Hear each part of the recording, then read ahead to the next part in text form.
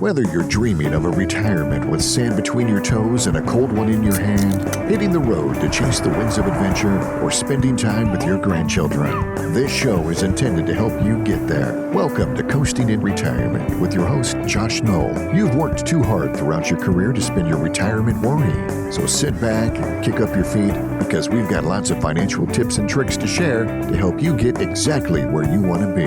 Here's Josh. Hello, Lower Alabama. Hello, Gulf Coast. Welcome in. Welcome to Coasting in Retirement. Thanks for joining us today. Josh Knoll here. I got a very special guest today. His name's Jake Marriott. He's the Options Portfolio Manager for Aptus Capital Advisors. Jake, how you doing? Doing great, Josh. Thanks for having me. Yeah, thanks for joining. Thanks for taking the time. So you're joining us from Naples, Florida, correct? Yep, I'm down in sunny Naples, Florida.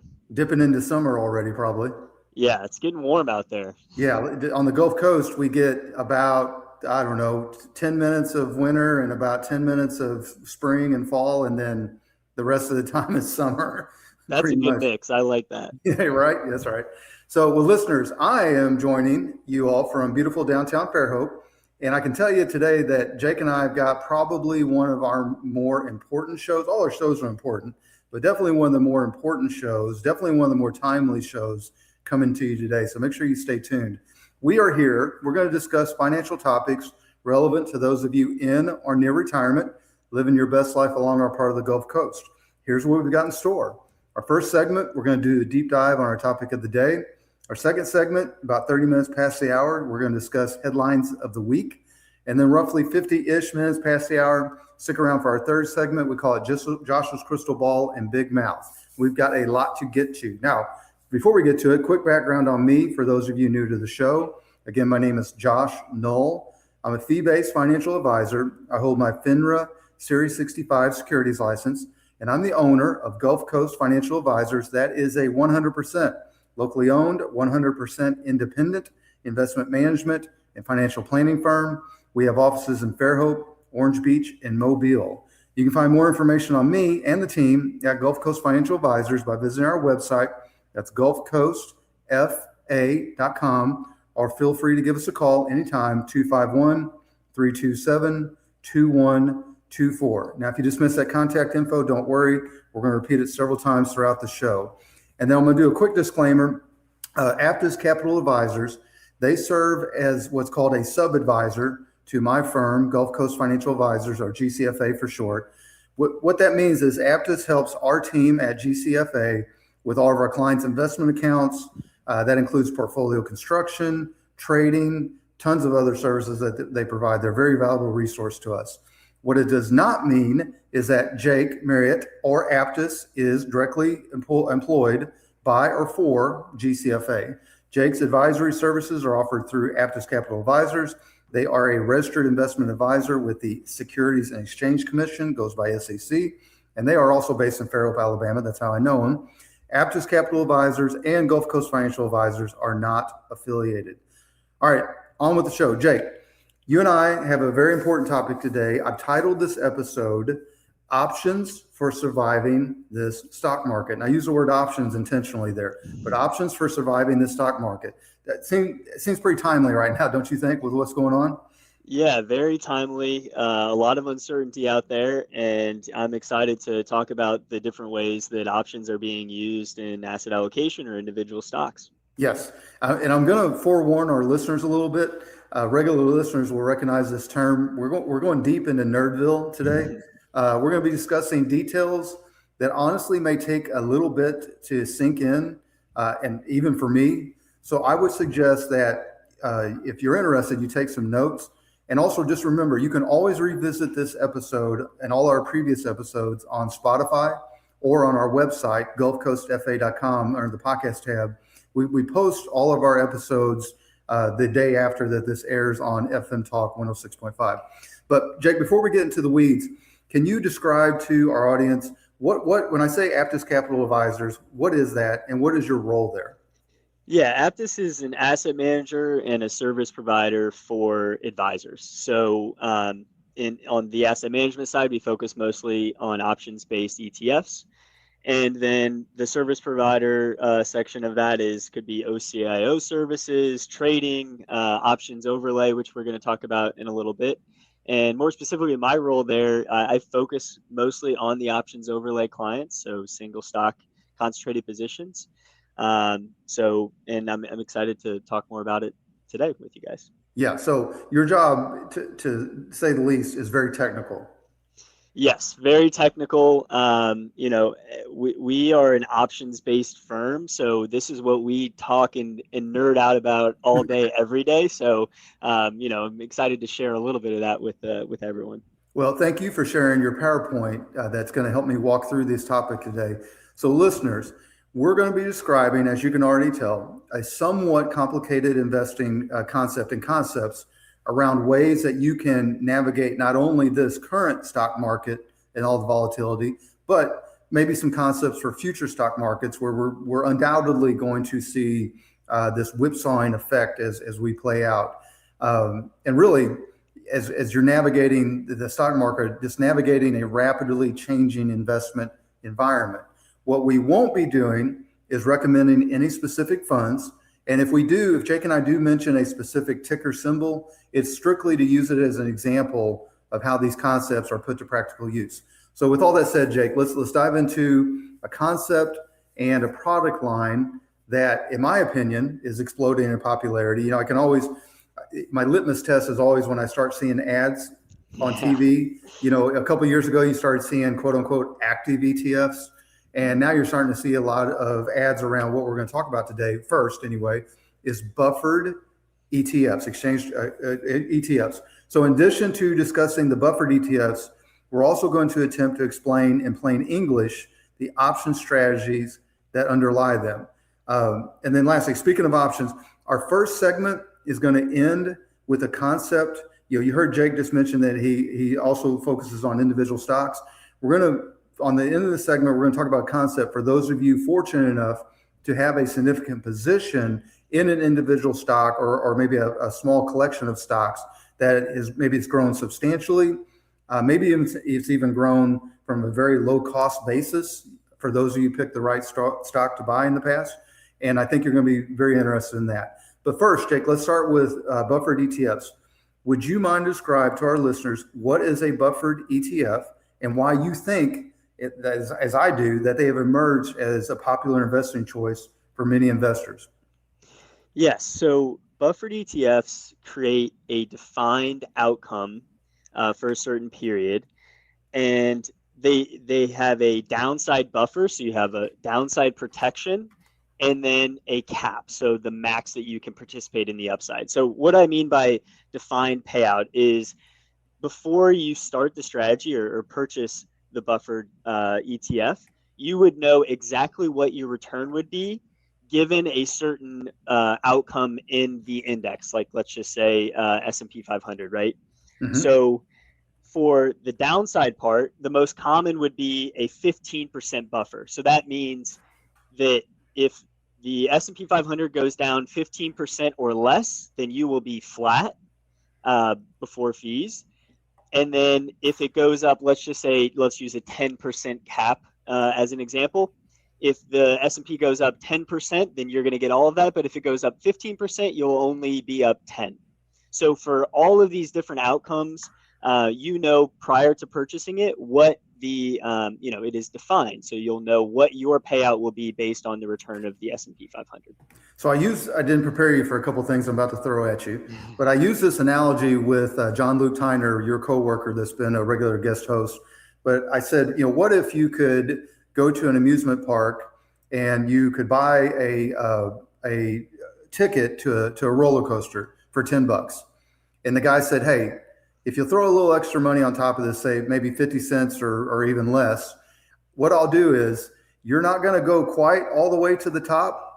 You're going to lose a couple feet at the top, but scaredy cat, you're not going to you're going to lose about 20 feet of that drop off the bottom. Is that a fair analogy, or am I oversimplifying it? That's an awesome analogy. Okay. Yeah, I'm gonna use that moving forward, because I think that does explain, right? Essentially, what we're doing is we're reducing the volatility of the position. So if you're comparing it to owning the S&P 500 outright, you're right. You're not going to feel as much of that downside of that drop, but you're also not gonna go all the way to the top. Right. Now, savvy investors, or excuse me, savvy investors and regular listeners will recognize a couple terms that you picked up on there that you stated. You stated caps, and then you stated floors. Jake, I don't know how much in your world, did you ever deal much on the insurance side and annuities with fixed index annuities or anything like that?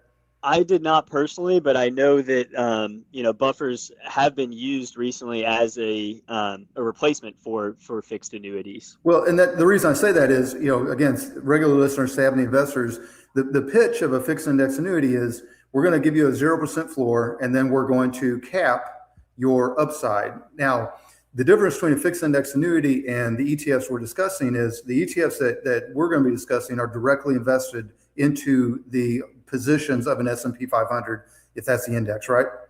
Correct. Right. Yes. Where a fixed index annuity does nothing more than track it. And so they'll track it usually on what's called a point to point, usually on an annual basis.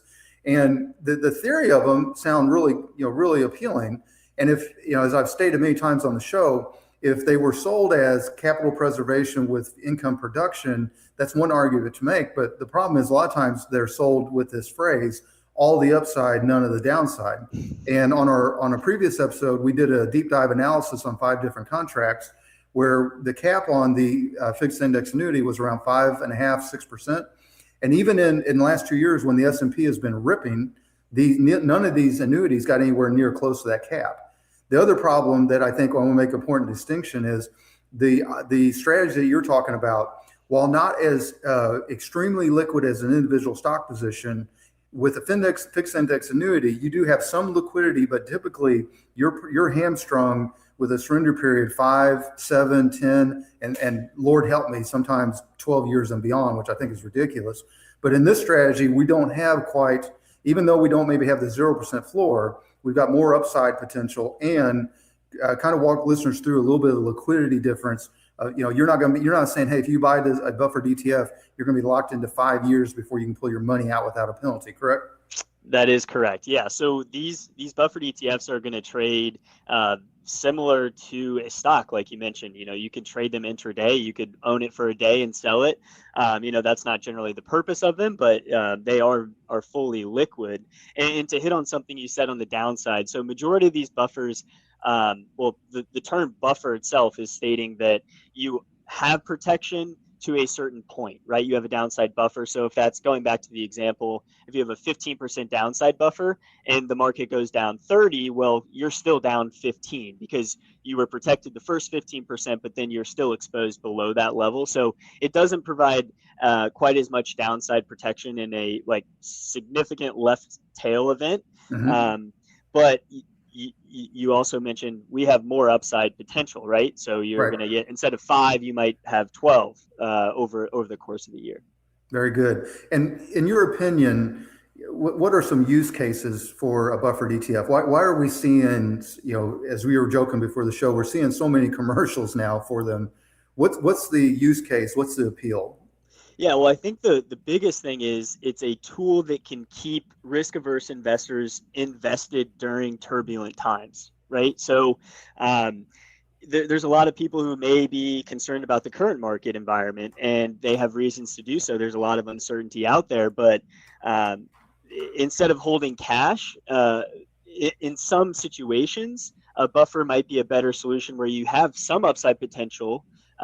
Instead of, where if you're holding cash, you can't participate, or you're not going to participate in the market at all.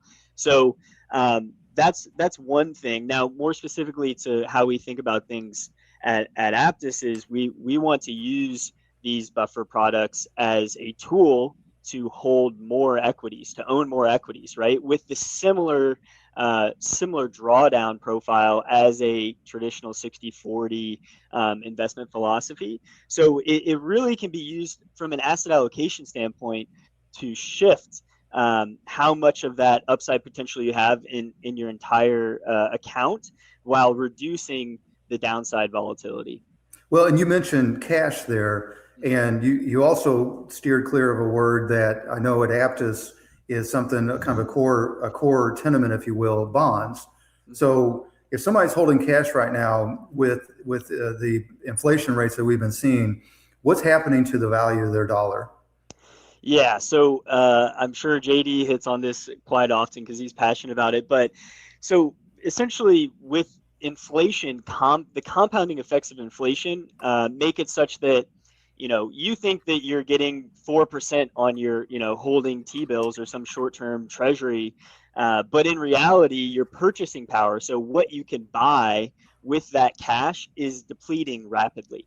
So even though it's safe in the sense that you're not going to lose a lot of money in a significant drawdown like you would in an equity, it's not safe. It's not protecting your purchasing power, which is ultimately, what we're trying to do. And so basically, historically speaking, if you had $1 million 100 years ago, that $1 million is not going to be you're not going to be able to purchase $1 million worth of goods today. It's significantly lower. So we are of the opinion that in order to combat this depletion or debasement, that you need to own more equities and less bonds. And yeah, go ahead. Well, and the whole, JD's whole origination thesis, if you will, was that for you to not only keep up with inflation, but to potentially significantly beat it and not just have a destruction of your purchasing power of your dollar, especially those in retirement, is you got to own risk assets to some degree.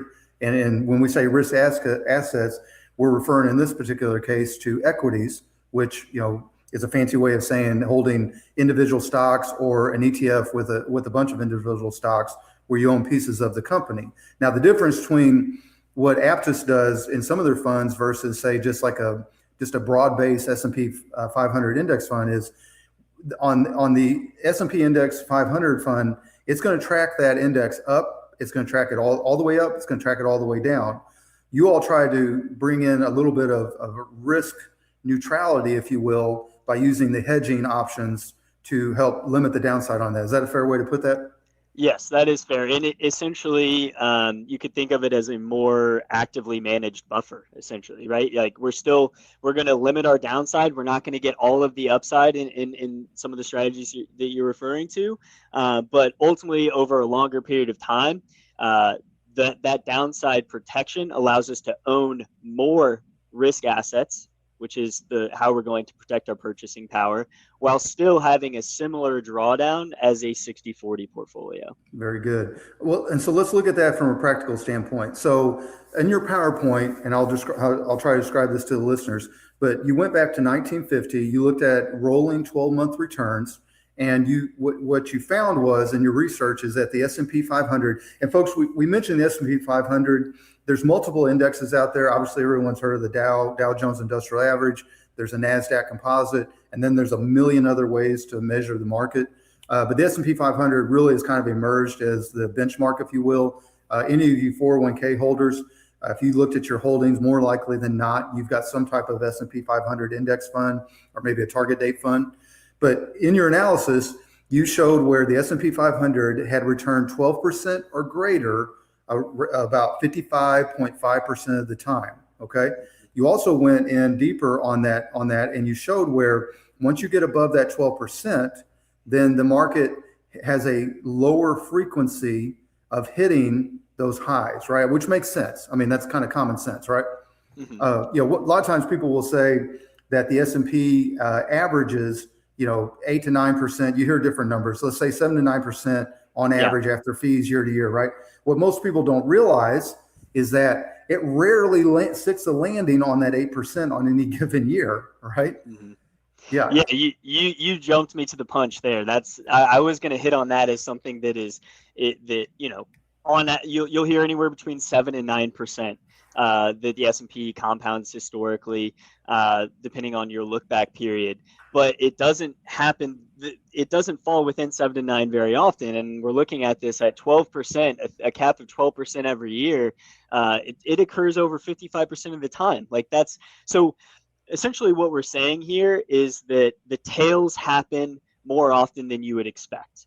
And Yes. at Aptus, we're all about being better in the tails. So if we're talking about buffers, what that means is we want a higher cap, because a higher cap is going to compound more or faster.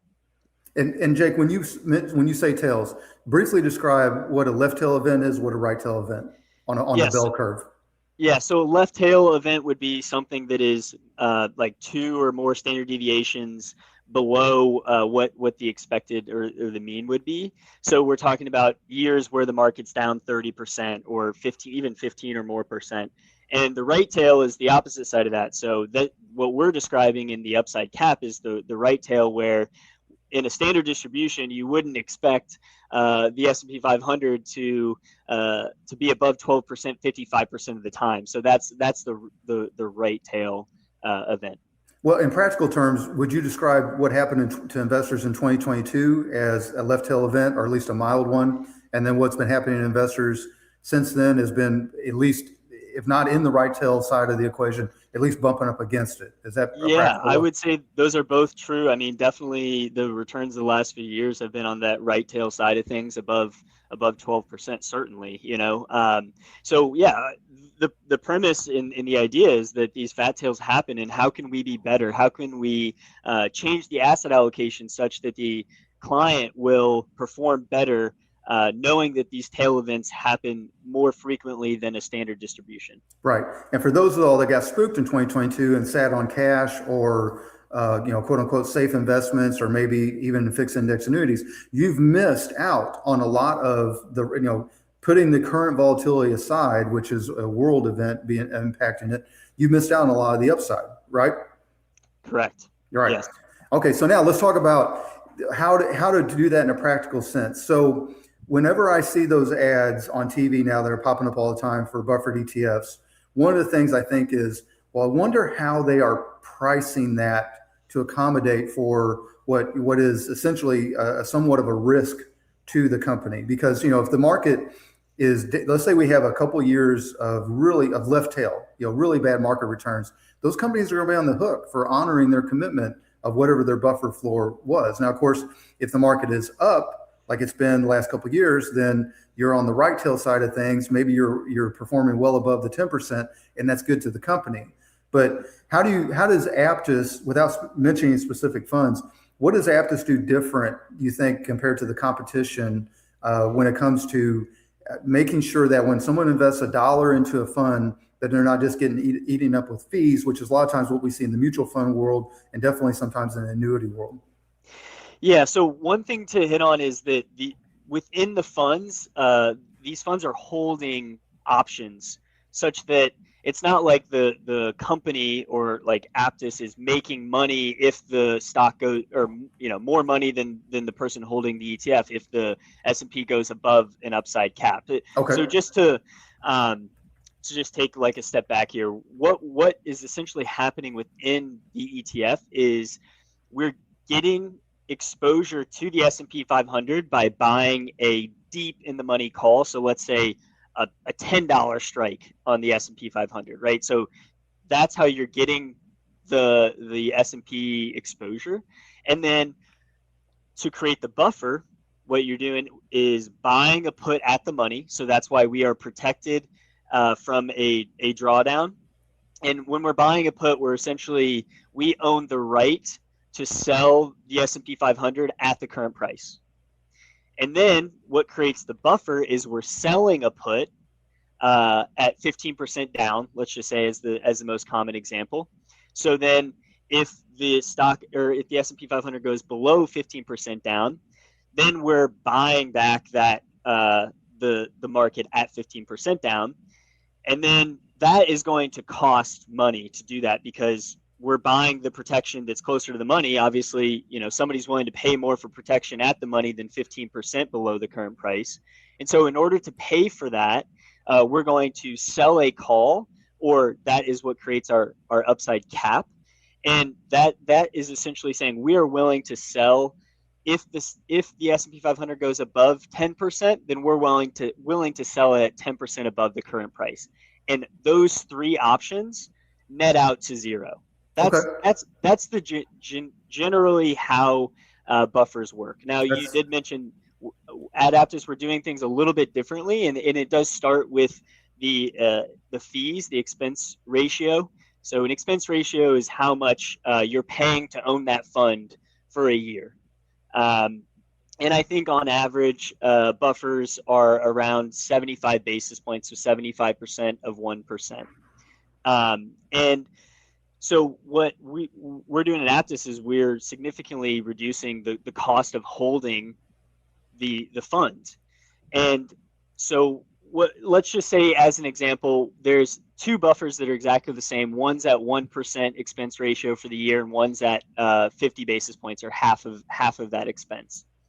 So if you just left everything else the same, the strikes are all the same, then the 50 basis point, the cheaper option, or the cheaper, I don't want to use the term option because we're talking all about options, but the cheaper fund will outperform in every environment by 50 basis points. Understood. Which is great. But that adds up over time. It adds up over time. It definitely does. But we just talked about earlier, we're all about being better in the tail. So how can we use these 50 basis points to even make, potentially outperform by more than the difference in expense ratio? Well, the way you do that is, remember I told you that the put spread, where we bought the put and sold the put, is going to cost us money. And generally, buffers solve for that cost by deciding the upside cap that exactly pays for the puts, for the protection on the downside. Well, we have, or in the example I gave, there's a 50 basis point spread between the cost of the funds. And if you use that 50 basis points to increase the cap, you can increase it by more than 50 basis points. So let's say you have 50 basis points left over, you might be able to increase the cap by 1 or 2%. That's just how the options pricing works out. So in that environment, we have the same downside protection as a different fund, as the 1% cost fund, but now you have 1.5 to 2% more upside participation. And we know that we mentioned earlier, if you have a 12% cap, that cap happens, you hit that cap 55% of the time. Over the last 80 years. Over the last 80 years. Yeah, there's history there. Exactly. So we're talking about raising your cap by 1 to 2%, and that happens over 50% of the time. Now we're really making a difference in terms of a long-term outcome. Very good. All right. Well, listeners, I didn't lie to you, but I may have fibbed a little in the beginning of the show. I thought we would have time to get to well, first, Jake, let me ask you, as a listener of the show that you are, would you be willing to come back? Because we're going to leave some meat on the bone on our second topic. Of course, I'm happy to come back. Yeah. So listeners, we're running out of time to talk about options on individual stocks. I'm going to get Jake back because we've got all kinds of things to talk about with Jake. As you all can tell, he knows his stuff deeply. And, to be fair, Jake, I mean, J.D. Gardner, the founder of Aptus, I've always told him, you were contrarian until you weren't contrarian. And now you see everybody trying to flood into your space, and you all have somewhat of a first mover advantage in the fact that you've got all of these connections and all of this experience with this optionality. And I think that's why that you're able to do things more efficiently. Any listener to this knows that all investing involves risk, and anything that Jake and I are talking about, there's no guarantees in any of that. There's no guarantees. I've said on the show many times, Jake, if somebody guarantees you a high return, politely get up and walk out. Run. Yeah. I mean, in your scenario, a person still could lose money. You're just limiting the downside through the applied use of options and other formulas to help. But again, it's a great way, like you said, it's a great way for those of y'all that want to participate in the market, maybe got cash sitting on the sidelines, but you want to make sure that the bottom just doesn't totally fall out. Or in my analogy, I hate roller coasters. My wife Michelle will tell you, I don't like the loss of control, which is probably how a lot of investors feel. But if I could pay a little extra to not go all, I could say I rode the roller coaster, but I didn't ride it all the way to the bottom, I'd pay that every single time.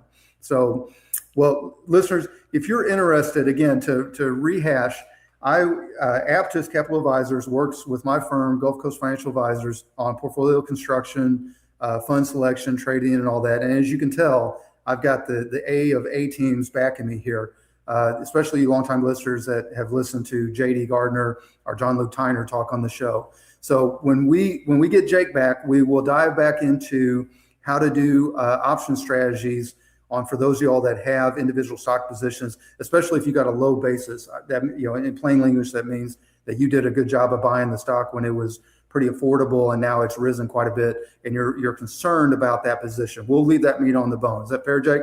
Yep, that sounds good. Okay.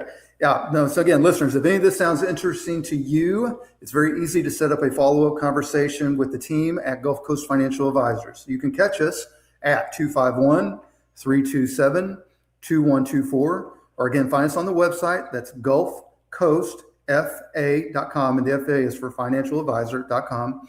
On the site, there is a blue button in the upper right-hand corner that will put that'll put a meeting on my calendar. There's 3 choices. You can do a 15-minute introductory phone call. You can do a 30-minute Zoom, or my preference, let's meet in person.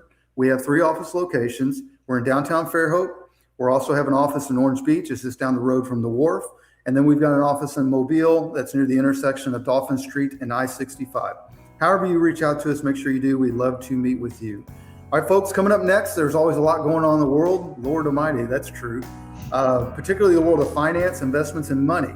Every week we scour the internet for financial articles relevant to those of you in or near retirement. Then we give you our honest assessment and opinion about these headlines.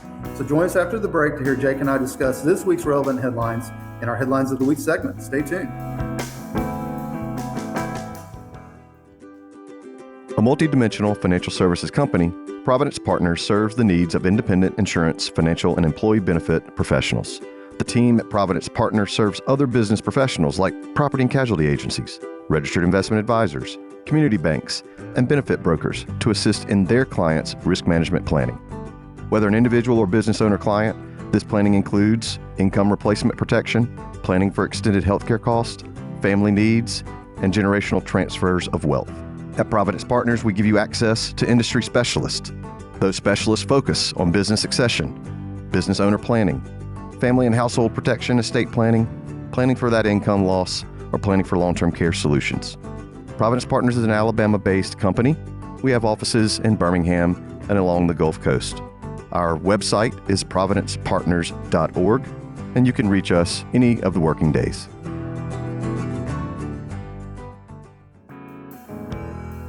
Welcome back to Coasting Retirement. Your host Josh Knoll here, alongside guest co-host Jake Marriott of the Options. He is the Options Portfolio Manager for Aptus Capital Advisors. Jake, I forgot to ask you, are you so Marriott? Are you any relation to the hotel chain?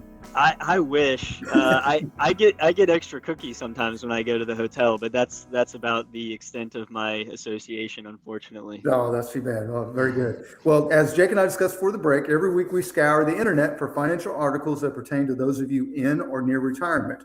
Our job, or at least we tell ourselves it is to help you all understand how these headlines impact you, especially when it comes to your money. So quick note, if you want to read our referenced articles for yourself, we do include the hyperlinks in our show transcript, which you can find on our website, gulfcoastfa.com. Just go to the podcast tab, go to the episode that you want to re-listen to, and you'll find the transcript and the links there. Now, without further ado, let's get at it with Headlines of the Week. You ready, Jake?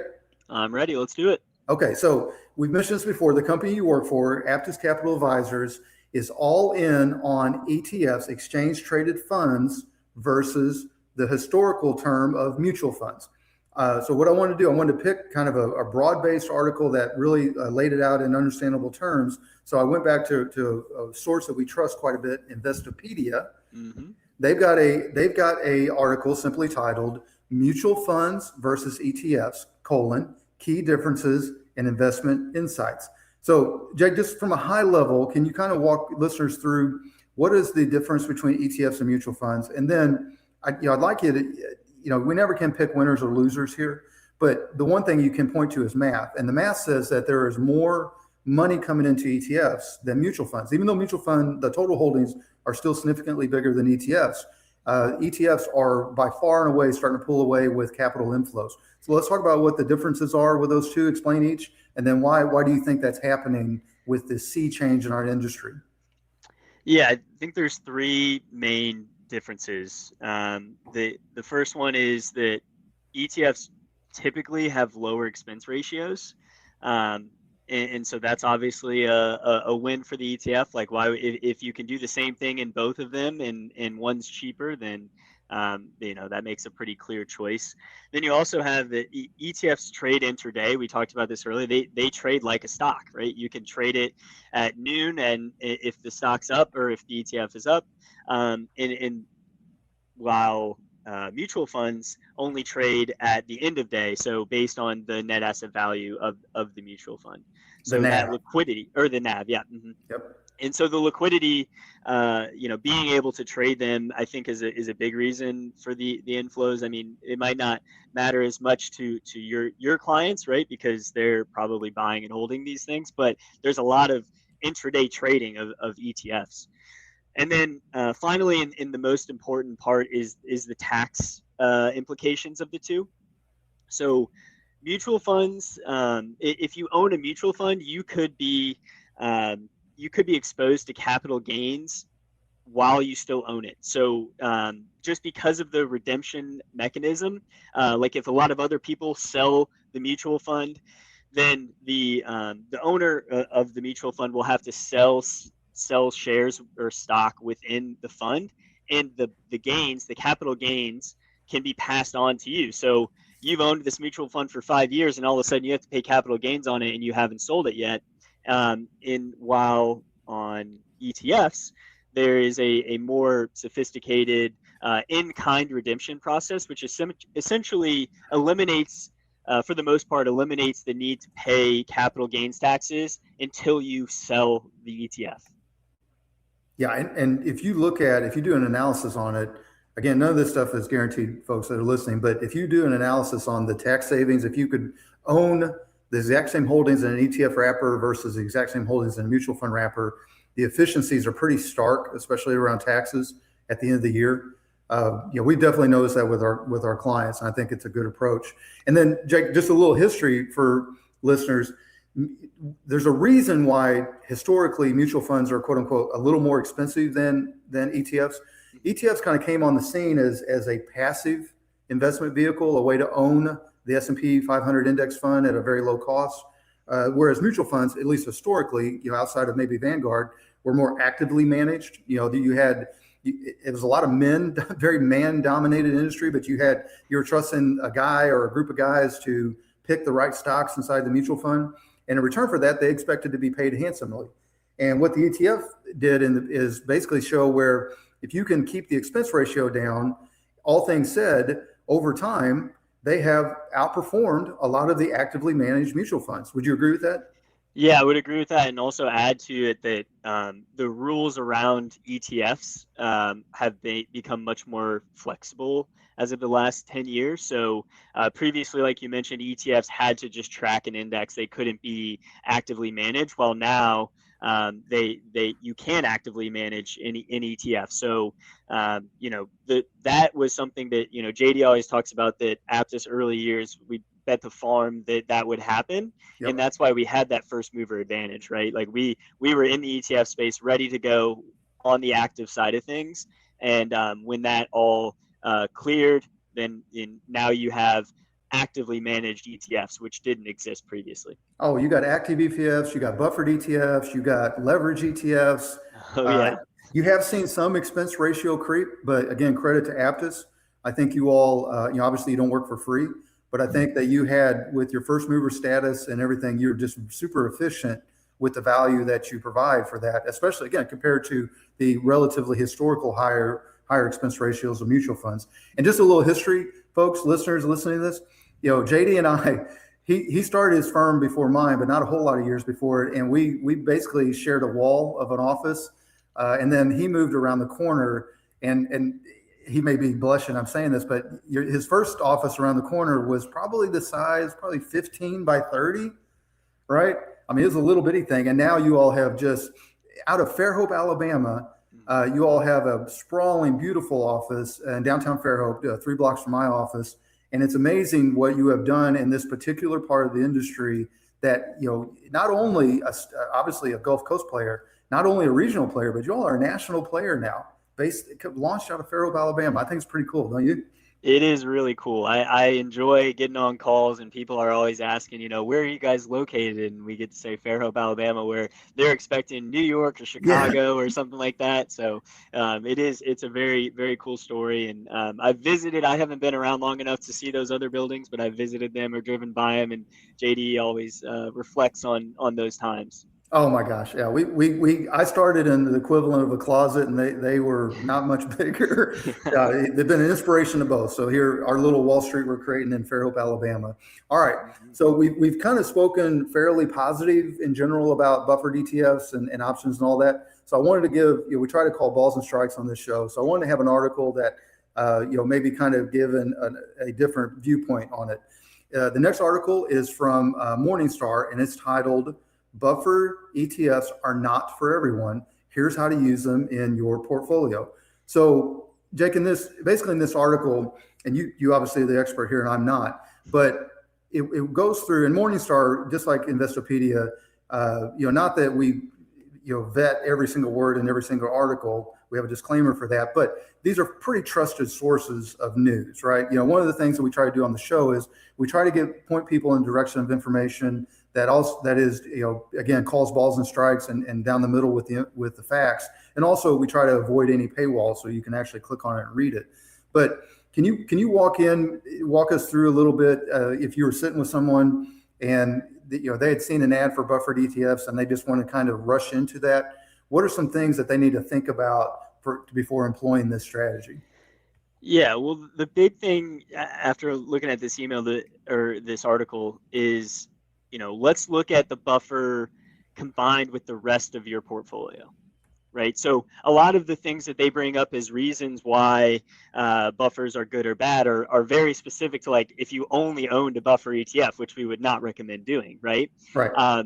So I kind of have a different thought process just because of how we're always looking at things from an asset allocation perspective. And we mentioned, some of the benefits of buffers in our ability to change the asset allocation if you own these buffers. But like as a broad statement, they say that, buffers are better for very risk averse clients and that are older with a very short time horizon. And yeah, they are good for that. But if you're, younger and you actually are willing to take on more risks, then there's a place for a buffer in that portfolio if you're taking from a fixed income allocation, let's say, right? So I think it's more about looking at it as from a high level perspective, like what am I using these buffers to accomplish? And they're definitely not for everyone.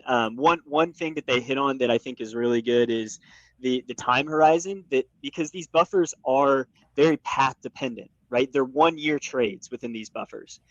So if you don't get in right when they roll that trade, then let's say that if you're 2 months into the buffer starting and the S&P 500 is already up 10%, well, then now your upside cap is only 2%. So there's a timing aspect to it. Now there are buffer strategies that hold multiple period buffers within them. So let's say there's a January, February, March, so on buffer that resets every year. And so that's a solution to some of the path dependency. And then finally, the big thing is it hits on fees, right? It says the average expense ratio is 75 basis points. And that's where, we saw there to be an opportunity where, let's get these things priced appropriately. And that eliminates I think the biggest negative on the buffer space is normally targeted at that expense ratio. Right. Yeah. It matters which fund you buy. 100%. Right. All right. So, Jake, I'm going to jump to our last article, as I think this is something definitely on everybody's mind. There's a recent article. Again, I'm going back to Investopedia, and it's titled "Wall Street's quote unquote fear index," which is the VIX, jumped 10% on Tuesday. Now, of course, it's referring to a specific day, but the VIX has been kind of all over the board. The article says, "Here's what that VIX means for your money." So, how important is the VIX in your thought process and planning? And can you kind of explain to folks what the VIX means? Why is the VIX jumping so much right now in this volatility world? Yeah, so the VIX is going to be telling us what the implied volatility is that the market is applying to the S&P 500. So in a time like now where there's a lot of uncertainty in markets, and with a war going on, we have energy prices exploding. People are going to want to protect their assets, and the way they do that is by buying put protection. And so when people are going out and all buying the same protection, then the price of that is going to increase. And it's that price increasing that is causing the VIX to spike. So yeah, the VIX is a great fear gauge for the S&P 500. In my space, where I'm talking about individual securities, you can calculate a similar thing for individual stocks as well using the options chain. But I mean, yeah, the VIX is an important fear gauge. It makes sense that it's up because there is a lot of uncertainty, but Right. the market has been resilient. I mean, Sure. we're 5% from all-time highs. And if you just read the news and didn't see what the S&P 500 was at, you would think that we were down 20. Yes. So, ultimately, I think that markets are resilient, companies are still growing. Like, there's a lot to be positive on, even though, yeah, uncertainty is high, but that doesn't necessarily mean that the market's going to crash. Yeah, well, you touched on something there. Long-term listeners will know. One of the things I tell them to have a happy retirement is turn off the cable news. I mean, my Lord. It'll drive you crazy. Yeah, just tune into this show if you want the straight skinny. All right, well, listeners, I hope you enjoyed our headlines of the week. If you want to set up a follow-up conversation with us at Gulf Coast Financial Advisors, it's very easy. You can call us 251-327-2124 or visit the website gulfcoastfa.com. Again, in the upper right-hand corner, there is a blue button that will put something on my calendar. You can do a simple phone call. You can do the Zoom. Or, as always, my preference, let's meet in person. Any of our 3 office locations. Again, we're downtown Fairhope. We're in Orange Beach. And we have an office way out in Mobile near the intersection of Dolphin Street and I-65. Make sure you reach out to us. All right, folks, coming up next, Josh's crystal ball and big mouth would have been some of my predictions. Now, we're going to pivot a little bit, Jake. Before the show, we had a couple minutes of quick show prep, but you said you had some fun predictions. So we're going to let you make some predictions. You listen to the JD Gardner's episode and John Luke Tyner's episode, and especially with JD, he is a bold person. He made some pretty fun predictions. And the funny thing is, both John Luke and I, around some of the predictions that we made to match JD's, JD was the most aggressive and JD was right. So we're going to see what Jake has to say on any predictions around what's going to happen. And we'll also poke a little fun at my big mouth if appropriate. Stay tuned.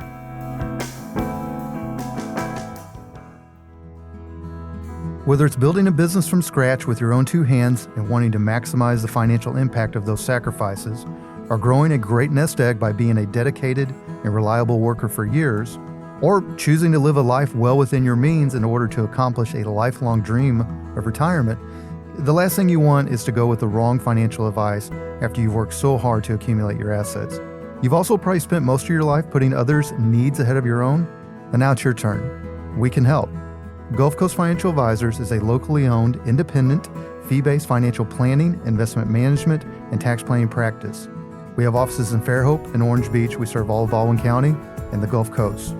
We also have an easy-to-understand fee-for-service model with no sales quotas, no proprietary products. Our ultimate responsibility is to our clients' goals and dreams. You can reach us at 251-327-2124 or find us online at gulfcoastfa.com. That's GULF, like the Gulf of Mexico, Coast, FA as in financialadvisor.com.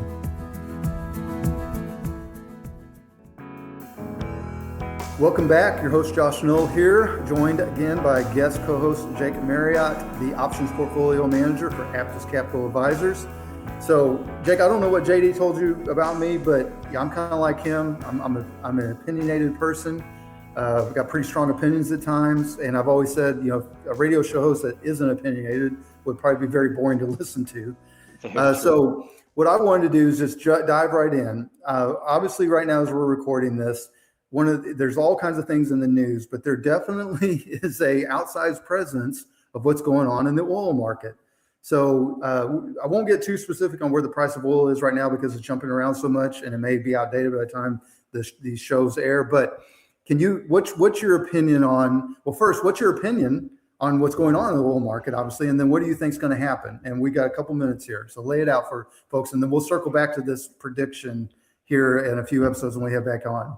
Yeah, well, first off, I hope I'm wrong about this prediction, and this is just my my opinion, and I'm taking a stand here, like you mentioned, but my opinion is that the war isn't almost over, and in fact that I don't think oil will get back below $70 WTI anytime soon. I think that even if I'm wrong about the war ending, and hopefully I am, I still think that when something like this happens and there's a shock and there's damage to structures and things like that, and just concerned about security and the transport of the oil, I don't think that we're going to get back to what normal was last year. So that's my hot take.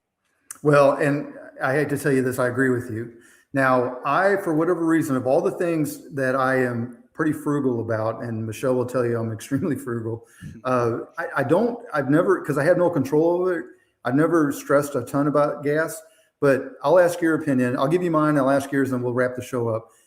I think that we've got a real chance. Again, you mentioned if the war ends or not. What a lot of people don't realize is just even if the war ends, which we all hope it does sooner than later, there's going to be reverberations around this that are going to last for a long time. I think we're going to see close to $5 gas, if not higher. What's your opinion? That's our prediction. Yeah, I struggle to disagree with it. I mean, that might be a little bit more dependent on how long the war goes on, just because it's within the United States. But gosh, I'm going to have to agree with you. I think I would not be shocked to see $5 gas anytime soon. Yeah, I think it's definitely going over $4, which, folks, that just stresses the more important of investing right, because rising oil prices are a key component of real world inflation, and your investments and your money has to stay ahead of inflation. Well, listeners, I hope you enjoyed the show today. I want to give a huge thank you to my guest co-host, Jake Marriott. Thanks for coming, buddy. You did a great job. Thank you. Thank you for having me. Yeah. Thank you and we're going to have you back. Yeah. All right. We're going to do it again. Yes. We got a lot of meat on the bone. Thank you to the producer of the show. That's my son, Peyton Knoll. Thank you to our show sponsor. That is Providence Partners and Mr. Jay Stubbs. Thank you to our awesome radio station. That is FM Talk 106.5 out of Mobile. Many thanks to the provider of our show music, that is local band Sloth Racer. And as always, my sincere appreciation for all of you out there that have been listening and joining us on this journey. We'd love to be a part of your journey as well. Till we talk again, have a wonderful and productive week. This has been Coasting to Retirement with Josh Knoll.